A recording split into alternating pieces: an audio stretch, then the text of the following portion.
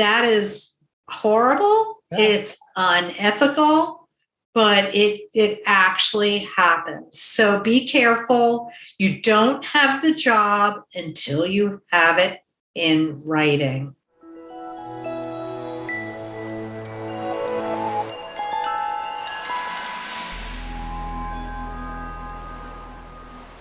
You're on the Faculty Factory podcast, and I'm Kim Skorupski. Welcome. So coming to you from Hopkins, I'm really pleased to be looking at someone that unfortunately you can't see, but one of my mentors, a coach, a role model, Dr. Laura Schweitzer. Laura, how are you? I'm fine. How are you, Kim? I'm great now, especially since you're right here with me. Dr. Schweitzer has the unique honor of being the first female PhD to have led a United States medical school. Is that correct, Laura? I believe that is correct, as far as we can tell. And in addition to Dr. Schweitzer having that unique distinction, you might want to check out episode number 91 back in October of 2020, where Dr. Laura Schweitzer was on the Faculty Factory podcast. And she talked about the 4 basic steps in a job search. So we know moving around our jobs and getting new leadership opportunities and ascending the academic career ladder or any career throughout our life involves opportunities. And Dr. Schweitzer gave us 4 great pointers on the job search. Briefly, updating your CV, responding to the ad, how do you respond to the solicitation, how to interview, and then to negotiate.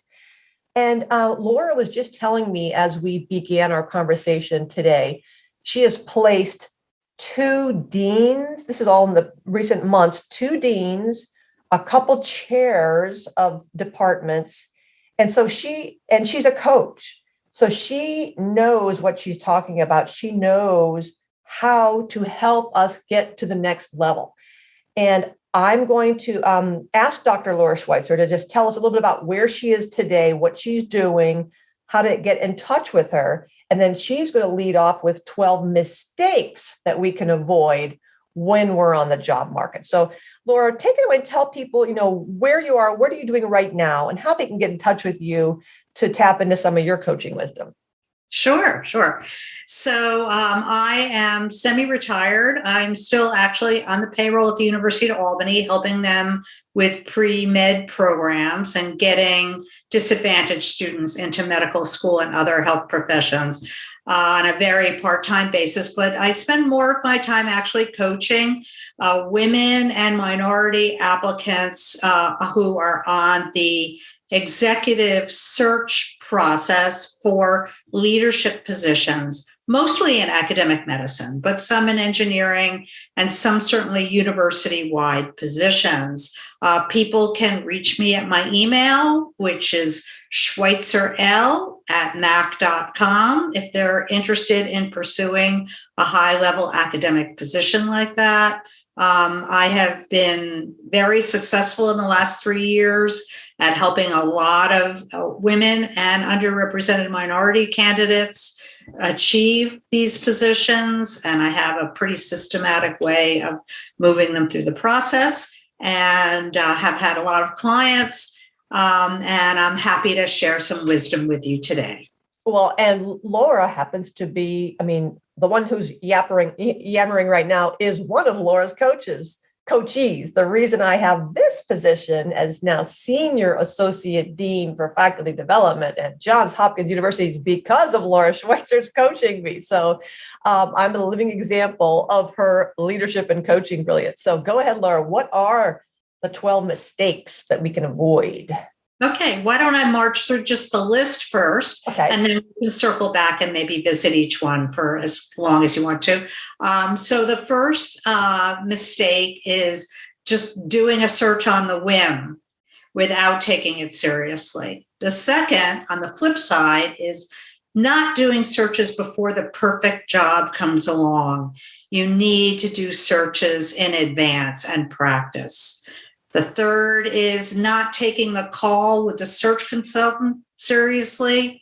You need to be positive and prepared for that call, even that very first call with the search consultant.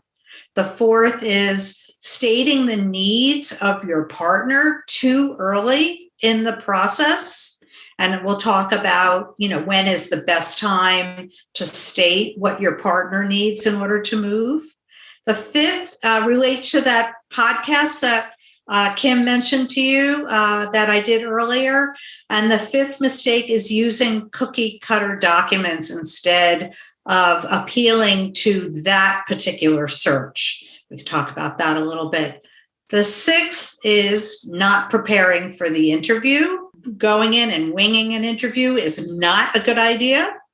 The seventh is not telling people at home before it gets back to them. You want to be in charge of that. The eighth is rushing the process, asking for your status before your status of the search is offered. That's a mistake. The ninth is giving notice at home before you have the offer in writing. The 10th is not negotiating. You need to negotiate and not writing in a severance package, which should be part of your negotiations. The 11th is not seeking legal advice early. You need to seek legal advice early. And the 12th and last is not thinking through what's happening at home during your transition. So if you want to go back to number one, Kim. I love, this is a huge list. And what I love about the way you think is that you state these facts and that they're always a component of it that you go, what? And the one that just jumped out at me that I'm actually looking at the list because, you said it to me first was not negotiating is a mistake, and then not writing in a severance package because it cracks me up. And I've actually mentioned this coaching session on the podcast with you before when I called you up and I was like, Laura, I got the job offer. They offered me the job. I can't believe it. Thank you so much. Wow, everything you said to do worked. And then you said, that's great, Kim. And you said, what's your exit strategy? And I was like, what? My exit plan? You said, yes. Now you need to think about what is your exit plan. And it just completely knocked me for a loop. And so I just think it's so important. The way you talk about things are just so special and unique. I would never have thought of these things, getting a new job, thinking about how you're going to exit that new job. So yes, please, let's start with that. Doing a job search on a whim. What do you mean about that? So sometimes people just enter job searches that they know that there's no way that they will take the job. And that is a huge mistake.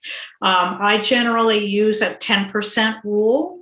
You have to be at least 10% sure that you would take the job if you land it, or you're really doing a disservice to the institution that's spending time and money looking for the perfect candidate. And you're not doing yourself any favors because the word gets out. Word gets out among search consultants and firms. Well, I'm wondering why, somebody may be listening to this podcast going, well, why would anyone do a job search on a whim anyway? But I can think of, many examples of where faculty come in and maybe now you're entering a new year, you're on the tail end of a pandemic, you're frustrated, you got some grants rejected, your paper didn't get published, you didn't get the leadership position in your division, your department. So you're feeling a sense of, well, that's it. I'm taking my toys up from the sandbox. I'm going to go somewhere else. Or you're trying to negotiate, a raise, or you didn't get the promotion. So you're feeling kind of sour grapes. And so not that that's total whim, but I see this happen. And sometimes we all get our knickers in a knot and we're curious what's out there. But you're right, that kind of emotional hair trigger thing of well, that's it. I'm going to look for another job. Unless it's strategic and thought out, can be, you get labeled, then your colleagues and your bosses, like you said, later on in another list, your people will find out. And if you keep threatening to leave, at some point, people are like, well, good, leave already. Stop threatening. You're really wasting a lot of energy and time here and building bad morale and contributing to a climate that it's not healthy. So that's why I think doing it on a whim, it's a thing. People do it. Sometimes people just literally get a call from a search consultant and they just decide they're going to do it, even though they're not really interested in the job. All of the reasons that you gave kind of have some kind of intention. Sometimes people just go ahead and just do a search on a whim. And it's not fair to the institution, and it really will do you harm. Got it. Okay. Number 2, but not doing the searches before the perfect job comes along. What do you mean by that? Right. Oftentimes people will not enter into searches if it's not the perfect job. That is a mistake. There is something to this being a skill, getting your materials together. The interview process, it is a skill, and coaches can help you with that skill. But if you wait until the absolute perfect job comes along, then you are not prepared for it. I have seen it. Sometimes it takes people several searches before they really nail how to do that level of interview. And so, again, the other thing is that jobs that do not appear as perfect at first, the more you learn about the institution, the more you get to know the people, maybe it is a job that you might actually move to. Again, that 10% rule. If there's not even 10% chance that you're going to take the job, don't waste anybody's time. But if there's 10% chance, give yourself the opportunity to learn more, both about the job and in honing your own skills. Right. That worked for me. That played out. I remember I interviewed for a position when I was just moving to Chicago before I got my Rush University Medical Center job. And it was at, doesn't matter, I guess, Northern Illinois, another institution. And I went to interview for position A. And as I was meeting with some key leaders, I mentioned that I had been doing, 1, 2, and 3 back at Penn State, and the eyebrows kind of raised up. And she asked me, she's like, well, would you be interested in, splitting your time and doing a leadership, evaluation, something. And I was like, well, of course I would. So your point is so well taken that discovery, not only of their needs, but what you can provide and meet their needs can only happen when you're in relationship with people, when you're in conversation. So that exercise and practice of learning how to present your best self and to look for opportunities to meet others' needs, that's a skill that even if I ended up ultimately, of course, not taking that job because I went to Rush, but you're giving a really great example that there's that sweet spot between not just willy-nilly applying for everything, but also being open to, well, it's not a dean role, so why would I bother? Well, you don't know what's going to happen when you go and apply for this job, and other people know other people know other people and are so taken with you and say, oh my gosh, maybe not this one, but maybe later, or maybe this other place or this other job. So yeah. Exactly. And I don't know what this number 3, not taking the call with the search consultant seriously. I don't really know. Okay. So oftentimes, when you're nominated for a position at this level, or you have submitted your materials for a position, the very, very first step is the search consultant in charge of the search will want to have a phone conversation with you. So say I nominated you, Kim, for a job, and I sent the executive summary of your CV and a brief letter from me stating why I think you're qualified.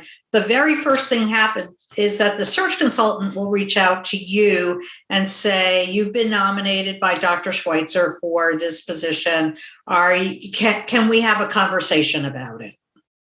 And oftentimes people will take that call and just at face value, it's a call with the search consultant. They're calling me about the position and I'm just going to take the call. That is a mistake. That is the first step in the search process. You need to prepare for that. First of all, you need to find out something about the institution and be prepared to state why you might be interested in taking the position. Look at the position description, look into the institution a little bit, and figure out why you might be, because they may say, are you interested in this? And you want to come back with an answer that's longer than just yes. I am interested in this position because X, Y, and Z. So that takes a little bit of preparation. The other thing is you need to think about how you fit the job and be prepared to start, I'll use the word selling yourself to the search consultant. The search consultants have a huge role in the search process. Do not underestimate the power of the search consultants. They are important. And so this is your opportunity to impress them. The other thing is that these search consultants handle multiple searches. That's another reason to impress the search consultant with your preparation for the call. Okay. The fourth piece of advice about that call that I want to give is that you should be very positive about the search, very positive about the role. You can always decide later to pull out of the search. But if you're not positive, the search consultant will wonder whether or not you're really serious about the search. And remember, they get paid when they are successful. They do not want to promote someone to the search committee if they don't think that person is going to take the job in the end. It does many searches in to have somebody pull out along the way. So if you're not positive with the search consultant, you are really doing your chances in. So you need to prepare for that call. Laura, how I don't want to say it sounds like sounds dumb, but I want to say how honest should you be? But that implies that there's going to be any level of dishonesty. That's not what I'm trying to say. I mean, what is the level of the relationship with this consultant? And I'm not sure I'm getting across what I mean is that I understand that how you describe this makes sense to me, but is there any point in this conversation or relationship, if it's more than one conversation, I'd say, Dr. Schweitzer, thanks. I know you're the consultant here, but I don't have a good beat on the environment or the culture there. And I understand I've been told that they're looking for A, B, and C. And yet I'm curious about this LM&O that I keep hearing. At what point can we engage in a maybe more authentic relationship, or do we assume that that's not the case? Do you understand what I'm trying to get at here? Yeah, I think it's difficult. I mean, to be honest with you, I think it's very difficult I'm not sure the search consultant is the one that you want to engage in those conversations with. Because again, remember, the search consultant doesn't get paid unless they close the search. And so if they believe that you are vacillating, that you may not go on to the next level, then they are not going to help to promote you. Got it. They're going to turn to someone else. There are other candidates who are gung-ho, want to complete the search. That makes sense. So there are other ways, probably better ways, to find out about your concerns during the search process than through the search consultant. Cool. I just think you need to remember whose roles are what in the search process. Everyone has very unique motivations and goals. So you're exactly right. Good. Okay. Number 4, stating the needs of our partners too early. When does that happen? Where do people go wrong with that? Yeah, it's kind of similar in a way. So oftentimes candidates, especially at these high level positions, have partners that are going to need jobs in the new geography location. And so the question always is, when do I bring that up? That is such a common question to me as a coach. And I help my clients work through when is the exact right time for that. But in general, bringing up the needs of a partner too early is not a good idea. It complicates a search. It makes you less attractive to both the consultant and the search committee, who are all highly motivated to place you. If there's someone as qualified as you are, and in these high-level searches, people are very qualified that make the long list and then the short list. These are highly qualified people. They get a lot of applications. They're going to move on to someone else. When is the right time to talk about the needs of a partner? After the search has progressed and you are emerging as a preferred candidate and people have gotten to know you for what you bring to the search. As an independent person, what do you bring? And I often use the words fall in love. It's given the committee or the provost or whoever's hiring a chance to fall in love with you before you start dealing with complications. Often when you are emerging as a preferred candidate and you bring up the needs of a partner, that is the time that people bend over backwards to really help you figure that part out. Before that, like at the beginning of a search, they're not enough invested in you. There are plenty of other good candidates there. They're not enough invested in you to start investing in the energy of putting together a package for your partner. I have a silly example that popped into my head when I was interviewing a staff person at a former job, and literally within, a minute, 2 minutes of meeting her, she right away said, how much vacation time do I get? And when can I take my first vacation? And it was just kind of so jarring to me. It's a legitimate question, but the timing of that question made me really just kind of put me in a bad footing with her, because just kind of what you're saying, had she given me ample opportunity or more time to say, oh my gosh, she's the right one. She's perfect. What a great fit. I can't wait to get into your brain. And this is going to be a wonderful, and getting excited about her. And then her saying, gosh, I got a vacation plan. How much vacation? Then I'd be like, oh, sure, we'll handle that later. But when you front load that, it makes it seem like inappropriate, needy. You're missing, as you said in our first podcast, it's about them. It's not about you. When you're applying for the job, it's all about what can I do to serve you, to meet your needs, not what are you going to do for me and my partner and my family and my situation and my. So such an important piece of information.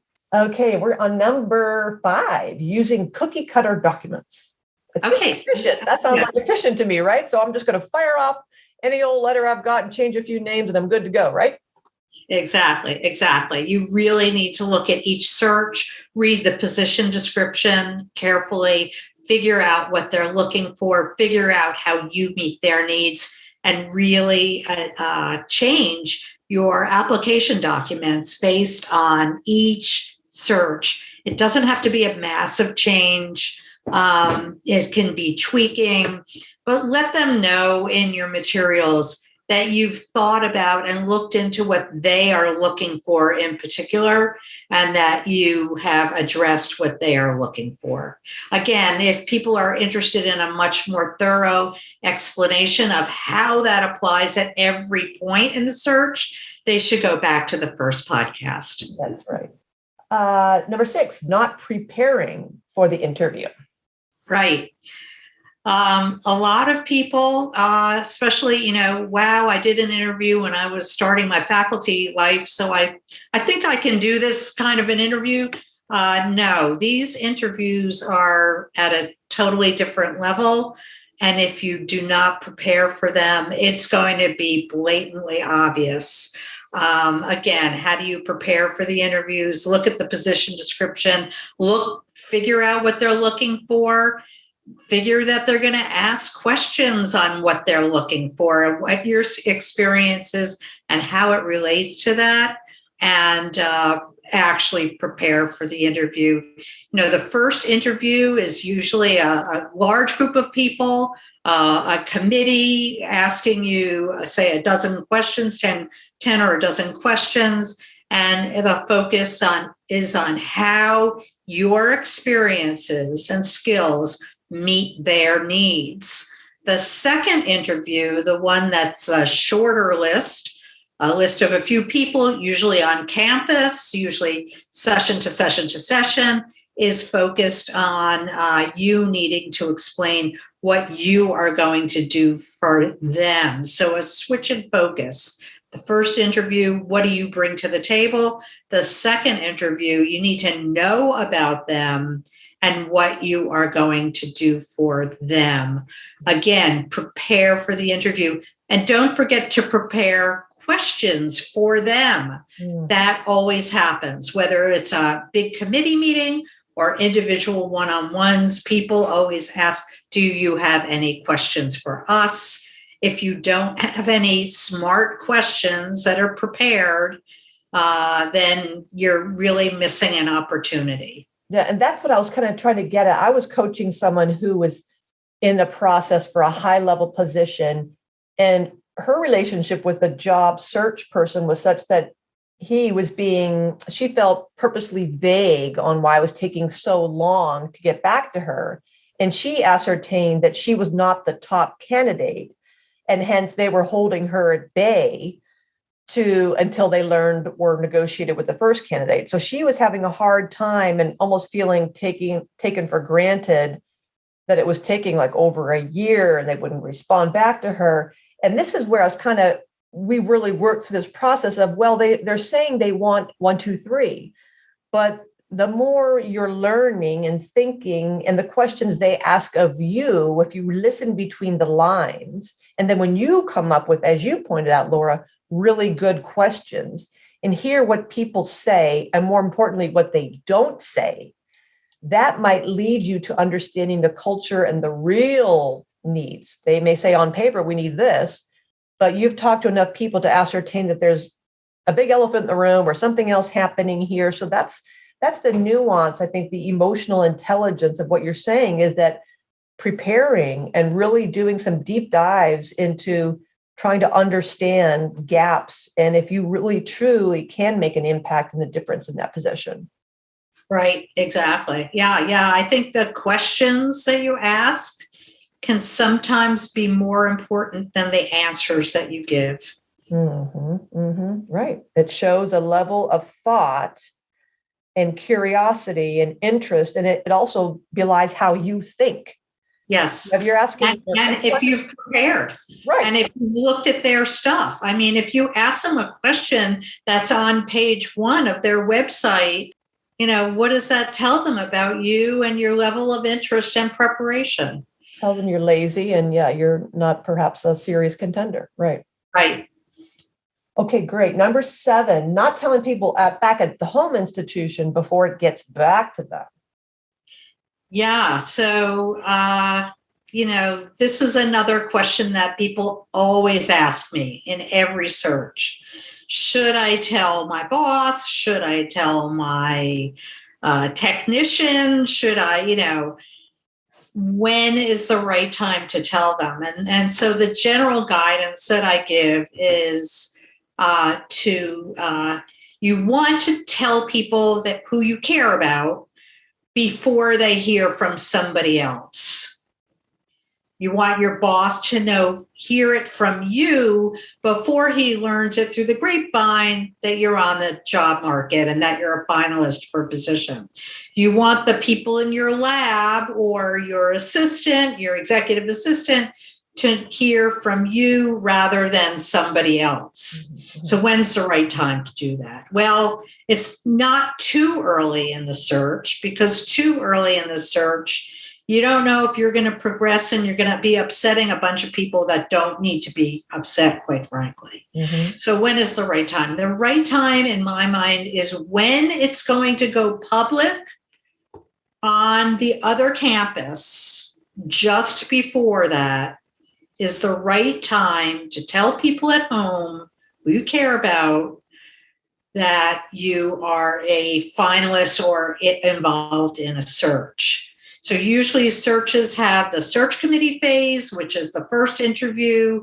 And the search committee in general, in my experience, is pretty darn good about keeping things confidential.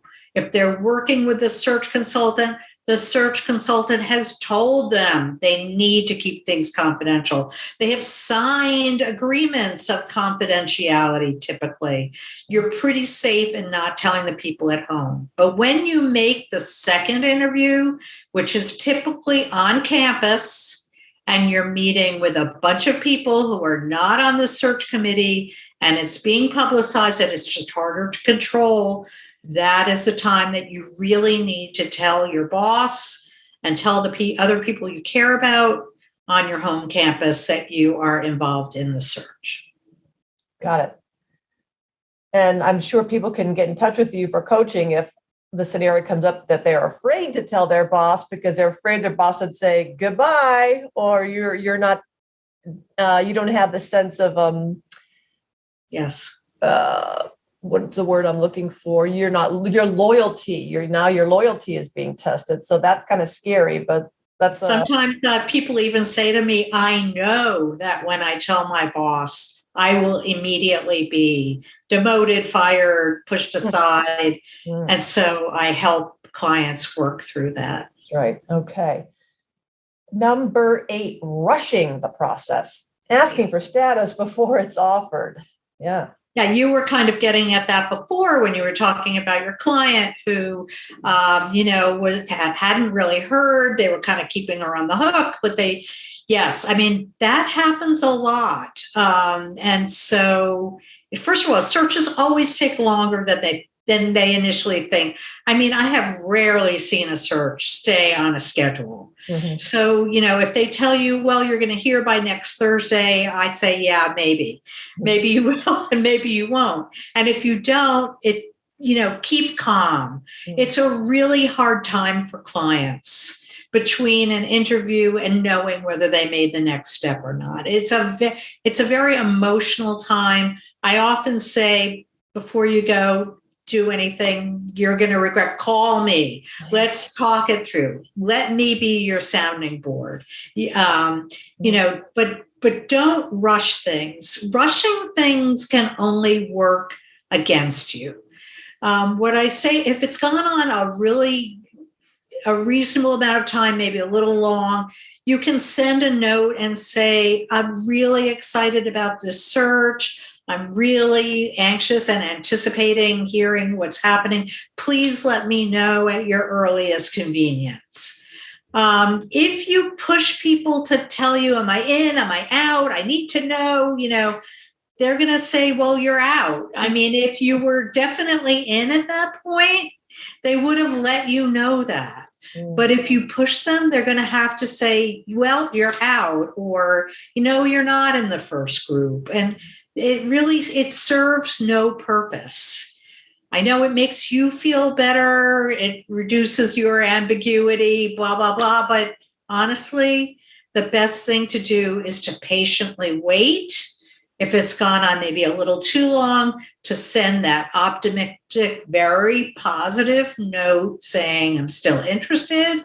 Please let me know how it's progressing at your earliest convenience. And call your coach and complain and if you feel like the need to get that out of your system. Number 9, giving notice at home before you have the offer in writing. Right. Okay. So unfortunately, this has happened to a couple of my clients where they have literally been told by the person who has the authority to offer the position. I'm not talking about a search committee chair or a one-off. I'm talking about the person who actually has the authority to give the position have then never materialized a written offer. And that is horrible. Yeah. It's unethical. You have to wonder about those leaders. but it actually happens. So be careful. You don't have the job until you have it in writing. Good rule. Hard stop. Number 10, not negotiating, not writing in a severance package. Right. So there is a book called Women Don't Ask that I highly recommend women and men who are on the job market read. It talks about how to negotiate, especially for salary, but not only for salary. You should really think about all of your needs and negotiating them. And if you don't know how to do that, you should hire a coach who can help you figure out how to negotiate. Yeah, definitely. A severance package for a high-level position is absolutely acceptable. There's nothing to be embarrassed about. I often tell people to phrase it something like, in the unlikely situation that you decide, so there's a firing for cause. When you get fired for cause, you've done something wrong against the bylaws, against the law, whatever, you get fired for cause, and that's it. Your salary is over. But there are many times in these high-level positions, they just decide they want to move on to another leader, and they decide they want to do that before your contract is over. It happens. It happens a lot. Asking for a severance package is something that's commonly asked for. Again, phrase it in the unlikely situation that you decide you want to move on to a different leader. I would like to know what my severance package is. And it's typically 6 months or a year with pay. Sometimes you have to stay on at the institution to do some kind of work. Sometimes you can leave. Sometimes they prefer you leave.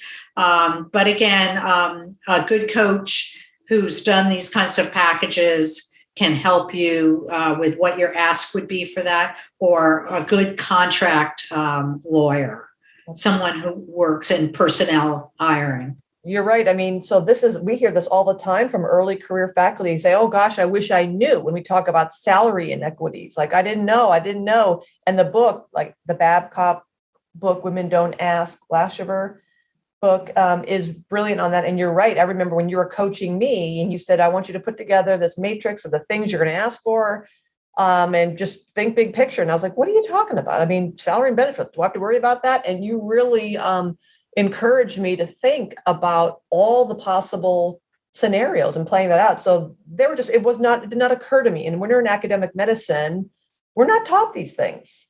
And so we oftentimes, lose opportunities that will set us up for success and help mitigate any disasters that come forward if you just do this thoughtfully and strategically, which leads us to your number 11, not seeking legal advice. I would never have thought to seek a legal person to look through draft contracts, but brilliant. Tell us about that. Right. Sure. Before we get there, back to the other parts of the package, aside from salary. So over the years, I have compiled a list of all, and many of them are individualized and kind of wacky requests that my clients have asked for in their contracts and in their startup packages. And it just to jog people's memory about something that they might think about asking for that they wouldn't have otherwise thought about. So really, beyond salary and vacation and all of the retirement, all the moving expenses, there's a lot of different kinds of things that you might want to include in your contractual request. The not seeking legal advice early, when you talk to a lawyer, it's confidential. You don't have to tell the other party. You don't have to tell the hiring institution, I have a lawyer and the lawyer said such and such. You can listen to the lawyer's advice, use it or not use it. But it gives you another set of eyes to look at something that's legally binding. It could have legalese in there that you don't understand.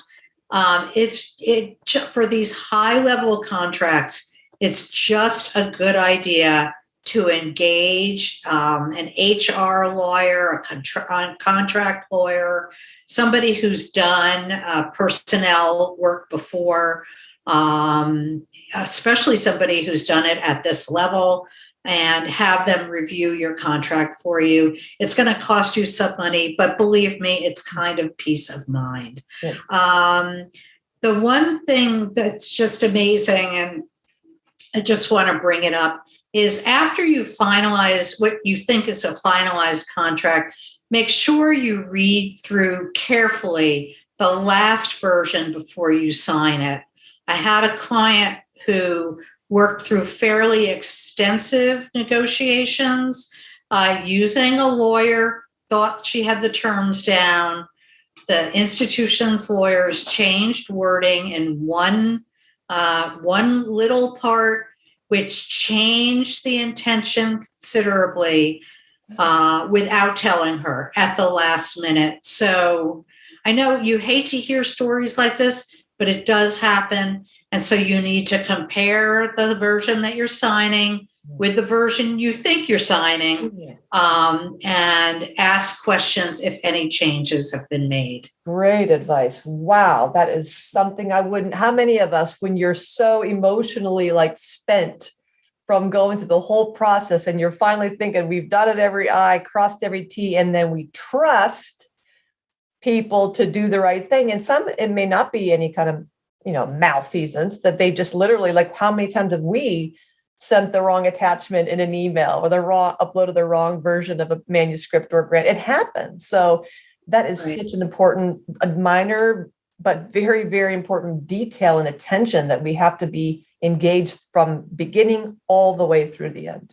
Love it. Right. All right. I think we're on number 12, not thinking through your succession plan back home and not being prepared to start on the new job on the day that it is announced. What does all that mean? Right. And this is really after you've accepted the job, and this is the transition. One of the things that you really need to do before it's formally announced is think through what your preferred succession plan is. Of course, it's not really up to you, but there are people who about who deserve a chance to step into your position or part of your position, who you've been nurturing, you've been mentoring.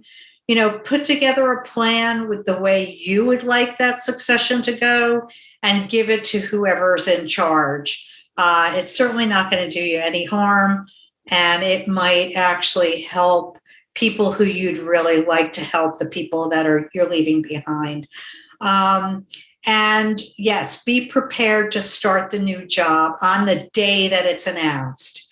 It's amazing. These high-level jobs, the minute that you're announced, you will begin getting emails or phone calls from constituents at the institution you're moving to, saying there's something really important I need to bring to your attention. I'd really like you to make the decision on this because we have to make a decision today, not 2 months from now when you're going to start the job.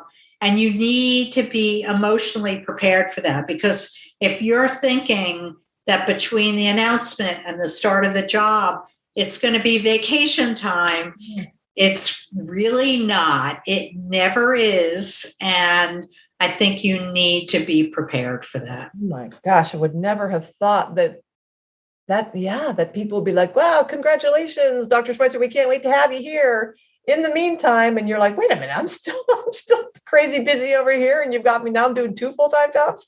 Right. When I was getting the presidency at Union, there was a tenure case, and they reached out to me because they wanted me to weigh in on a tenure case. A couple of months before I actually started as president there, and I just said, you have to follow your process. But, that kind of an outreach, I've seen it over and over again. So the women who I placed as deans have all been made or asked to make decisions prior to their arrival. And so it's really, be prepared for that. Be psychologically prepared for that. And I imagine a coach could help you also not only be prepared for it, but then discern the wisdom of how to weigh in on that. I mean, it's part of me thinks I'd be scared to death to be making decisions so prematurely before I know the facts, and then be wondering, like, wait a minute, am I being set up here that someone said, well, the new president told us we could do this? And so that I think would be very delicate, where you really need a team of people and a coach that hopefully you negotiated for the new position to help you figure out, wait a minute, is this something that you should be weighing in, or should you take a minute and talk to some other people to figure out what's happening here? Right, or ask them to wait. Yeah, and I like the other thing you said about the not having a succession plan. We don't want to burn bridges, because I've seen instances where, I'm sure you have, people cycle back. They leave an institution, they go somewhere else, and then they come back, or they leave an institution. And we're very proud to have people leave the nest and say, look at who we've set up. Look at the deans that we've placed through Dr. Laura Schweitzer. Look at all the department directors and chairs and leaders in the field. You want to leave with grace and respect and speak. Part of that thing where you like not being negative, you want to be proud and not be a sour grapes kind of person, that you're lifting everyone up, so that you're not leaving people saying, gosh, we're so happy we got rid of her. Mm-hmm. We would never want someone. Sometimes when people are moving up in their own institution, or they are hesitating, they have an opportunity to move up in their own institution, and they're like, well, I can't do everything I'm doing now and do this also. Right, that's true. So now think of that as an opportunity for the people you have been mentoring to date.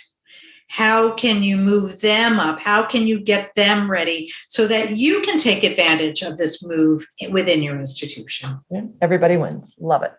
Well, everyone, this is Dr. Laura Schweitzer, right? Is this not the greatest coach you've ever heard with wonderful advice? Schweitzer L at mac.com. I'm going to spell it for you, and it will be on facultyfactory.org showing her episode, but it's SCHWEITZERL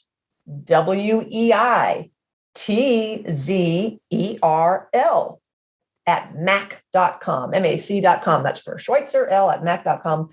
Laura, it's always such a pleasure talking with you. You are so smart. I always learn so much from you. And thank you for all the contributions and the impact you're having in our field, and being a strong advocate for women and women leaders. And anything you'd like to say before we sign off for today?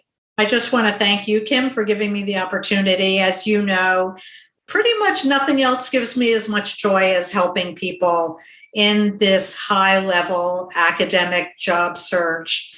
It's the way that we're going to change the future.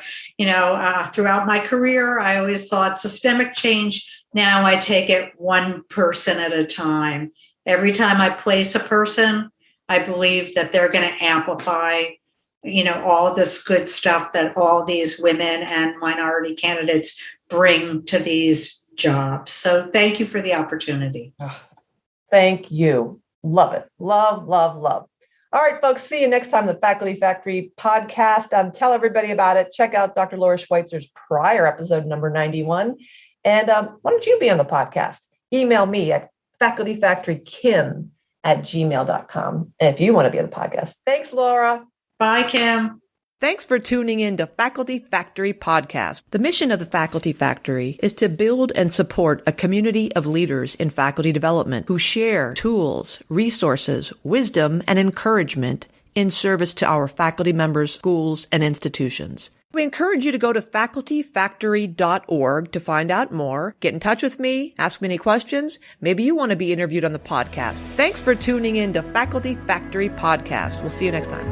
The Faculty Factory podcast and website is sponsored by the Johns Hopkins University School of Medicine Office of Faculty. For more information, visit facultyfactory.org.